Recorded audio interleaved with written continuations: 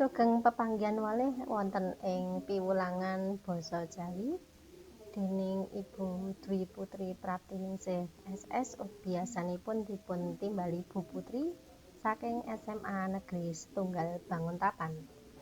Piwulangan menika kagem kelas 12 daya IPA lan IPS. Piwulangan ingkang setunggal inggih menika seni pertunjukan tradisional Jawa. Nah, seni pertunjukan tradisional Jawa menika saged dados wiwitanipun piwulangan ing kelas 12. Nah, salajengipun napa niku seni pertunjukan tradisional Jawa? Monggo dipun semak salajengipun. Dados seni pertunjukan tradisional Jawa menika saged kalebet karya seni ingkang saged dipun pirsani kaliyan tiyang sanes. Dados tiyang sanes menika saged mirsani seni menapa ingkang dipun tampilaken. Saged dipun pirsani ugi saged dipun gadahi, saged dipun tiru lan sanes-sanesipun. Nah, menika dipun sebat seni pertunjukan tradisional Jawa. Tuladhanipun wonten wujud seni swara, tembang tuladhanipun lan panembrama. Panembrama menika adatipun wonten ing dipun iringi kaliyan gamelan. Nah, menika panembrama. Menika nembang ananging ing grup sareng-sareng. Menika dipun sebat panembrama. Salajengipun nomor kalih seni musik. Nah, menika gegayutanipun kaliyan swanten gamelan. Tuladhanipun wonten swanten gamelan karawitan ugi campursari. Menika seni musik. Seni salajengipun inggih menika seni sastra, geguritan, karangan, cerkak. Nah, menika awujud tulisan biasanipun. Salajengipun seni rupa, awujud kaligrafi, aksara Jawa ugi lukisan. Menika seni rupa. Salajengipun seni tutur. Tuladhanipun janturan wayang. Tok tok tok tok nenung nenung nenung. Bumi gonjang-ganjing, langit kelap-kelap. Oh, menika janturan wayang tuladhanipun. Seni salajengipun inggih menika seni drama. Tuladhanipun ketoprak kaliyan wayang. Lah, piwulangan seni tradisional Jawa ingkang badhe dipun bahas inggih menika wayang. Wayang menika seni ingkang inggil sanget. Wayang menika maneka warna piwulang ingkang badhe dipun onceki wonten ing piwulangan menika. Salajengipun monggo mlebet ing piwulangan wayang. Menapa wayang? Nah, menika tuladhanipun wayang. Wayang Prabu Rama kaliyan wayang Sinta. Nggih, menika kalebet ing babak napa? Oh, babon Ramayana. Nggih leres, menika wonten ing Ramayana. Menawi Arjuna, Yudhistira menika mlebet wonten ing cariyos Mahabharata. Nggih. Sampun mangertos nggih sedaya mawon wayang menika? Bentukipun mekaten. Sinten ingkang dereng nate mirsani wayang? Kula kinten sedaya sampun nggih. Monggo dipun lajengaken. Wayang menika kabudayan ingkang sinungging ing lulang. Lulang menika asale saking boten tela, ananging lulang menika saking kulit. Kulit napa nggih? Kulit lembu. Ingkang baku kulit menika dipun keringaken lajeng dipun gambari. Menawi sampun boten dipotong ngangge gunting-gunting nanging disungging. Disungging niku ditatah ngeten sekedhik-sekedhik. Nah, menika wayang. Salajengipun tegesipun wayang. Nah, tegesipun wayang menika warni-warni. Wonten ingkang ngandharaken bilih wayang menika asale saking ayang-ayang. Tawi gegambaraning jalma utawa manungsa. Kados wayang menika memper manungsa nggih. Wonten irunge, wonten mripate, wonten pipine, lajeng wonten astane lengkap nggih. Saged nari, saged ngendikan, saged obah menika wayang. Wonten ingkang mastani nyebataken bilih wayang menika wayahe sembahyang. Maksude wayahe salat menika nyembah. Nah niku wayang. Salajengipun wonten wahanane hyang utawa wahana hyang. Napa niku wahana iki sarana. Sarana kangge menyembah hyang. Hyang menika Hyang Maha Kuasa. Nah menika tegesipun wayang. Pundi ingkang sarujuk ayang-ayang wayahipun sembayang utawa wahanane hyang. Monggo dipun pilah saged maneka warna. Salajengipun sumber cariyos wayang menika wonten kalih ing donya.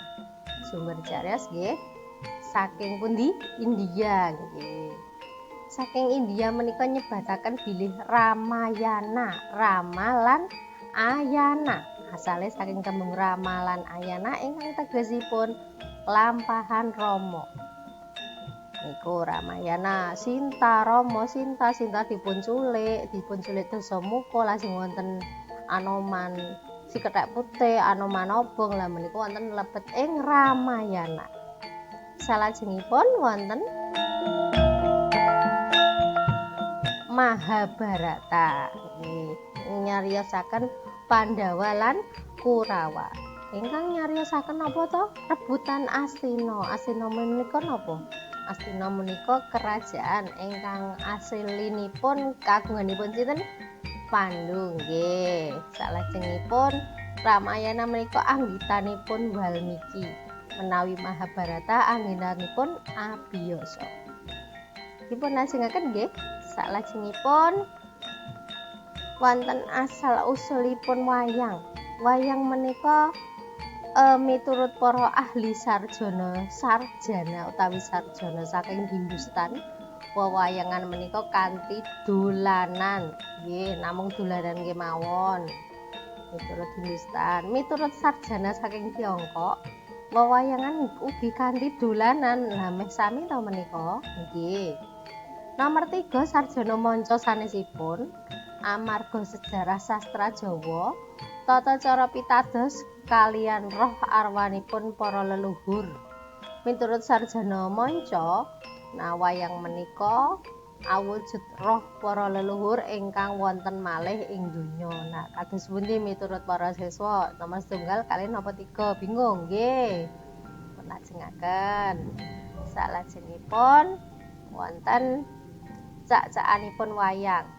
Nomor 1 Mataram Kuno, Medang, Kadiri. Gambar sinungging ing lulang cariyos para pepunden lan leluhur Jawa. Nomor 2 Majapahit, gambare Langung Pepak. Cariyose Panji Ino Kertapati lan Galuh Candrakirana. Niku pun rada berkembang nggih. Nomor 3 saking Demak, wayang nika sampun dipun ukir kados sakniki, dipun wiwiti para wali. Dados sampun bentuk wayang menika. Nah, salajengipun Mataram Islam, Kartosuro, Surakarta lan Ngayogyakarta wayang niku pun lengkap pun wonten critane, wonten Ramayana, wonten Mahabharata. Tuh jenis wayang utawa wujud wayang. Nah, menika wayang napa kinten-kinten? Nggih leres menika wayang beber. Wayang beber menika wujud lembaran ageng nanging dipun gambari wayang, kados lembaran ageng dipun gambari wayang. Dados menawi badhe nyariyosaken wayang menika dipun gelar dawa ageng dipun cariyosaken setunggal cariyos. Mboten gantosan menika mboten benten. Salajengipun wayang napa nggih? Wayang Purwa. Nah, menika tuladha wayang Purwa menika wayang ingkang dipun tampilaken ing sakmenika. Wayang ingkang wonten ing biasanipun TV napa ing lapangan, biasane mirsani wonten ing hajatan lan sak panunggalinipun. Salajengipun wayang kulit madya, wayang tengahan. Bedane kalih wau napa? Monggo dipun pirsani wayang madya kalian wayang Purwa. Nggih. Wayang golek menak. Nah, menika wayang saking kajeng utawi kayu, biasane nyariyosaken cariyos menak. Salajengipun wayang klithik. Wayang klithik menika dipun damel ugi saking kajeng menika. Salajengipun wayang gedhog, wayang kulit gedhog menika nyariosaken menapa nggih? Wayang kulit gedhog menika nyariosaken Panji Asmara Bangun utawi Galuh Candrakirana khususon menika. Nggih. Salajengipun wonten wayang kulit utawa wayang kulit kancil. Wayang kancil menika nyariosaken babagan cariyos kewan-kewan. Menika wayang kancil. Lah menika wayang napa ketingal?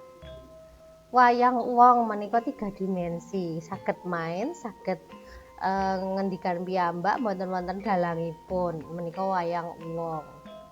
Salajengipun wayang asring digunakaken nggih menika wayang Purwa kanthi cariyos Mahabharata ingkang antawis 18 parwa utawi jilid dados menika sak rumiyin menika 18 parwa utawa jilid parwa menika jilid dados sak menika dipun ringkes dados 8 parwa kemawon. Menika wayang Purwa ingkang cariyosipun Mahabharata. Ugi wayang Ramayana ingkang wonten 7 kanda utawa bab. Terus wonten Balakanda, Aranyakanda menika bab-bab wonten ing Ramayana. Salajengipun wonten peta nggih. Peta India menika peta India wutuh nggih ngeten menika. Nah nika peta nalika Ramayana lan Mahabharata. Cariyos Ramayana lan Mahabharata menika petanipun mekaten. Dan iki peta asli India. Terus menika wayang asalipun saking India. Nah lajengipun peta Jawa. Wonten ing Jawa menika niki Pulau Jawa. Lah rumiyin niki cariyos Ramayana lan Mahabharata wonten ing Jawa. Cocok nggih kaliyan menika wonten Amarta niku Jepara, Hastina niku Pekalongan, Talakanda niku Lurung Tengah, Pringgodani niku Panggelang, Ayodya niku Ngayogyakarta, Dwarawati niku Pati, Mandura menika Madura lan sapanunggalanipun. Nggih. Wonten pitakonan. Nggih, monggo kagem gladen pribadi monggo dipun padosi silsilah Mahabharata lan Ramayana. Matur nuwun. Sugeng pepanggihan wonten ing piwulangan online sanesipun.